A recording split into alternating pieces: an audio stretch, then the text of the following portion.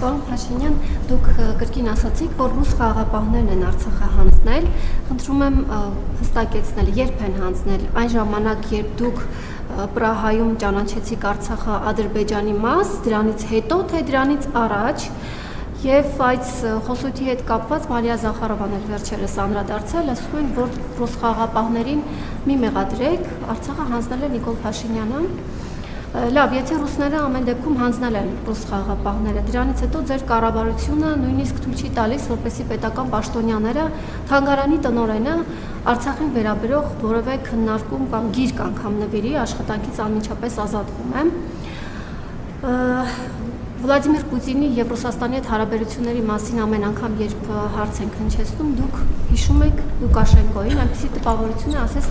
Պուտինի մուրը Լուկաշենկոից է քանում, ինչով է պայմանավորված, այդքան մեծ դերակատարություն ունի հայ-ռուսական հարաբերությունների մեջ Վլադիմիր Պուտինը։ Ալեն Սիմոնյանի հետ կապված ուզում էի հասկանալ, որևէ որոշում կայացրել եք թե ոչ, եւ ճիշտ է արդյոք տեղեկությունը, որ ցանկացել է Մեծ Բրիտանիայի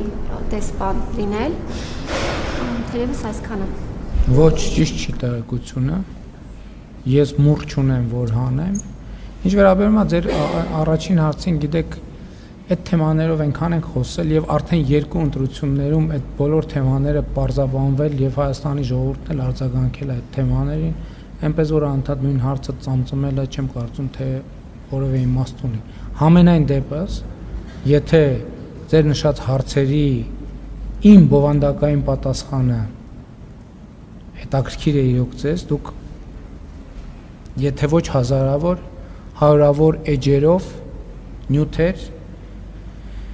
եթե ոչ տասնյակ, մի քանի ժամանոց տեսանյութեր իմ պարզաբանումները կարող եք տեսնել համացանցում։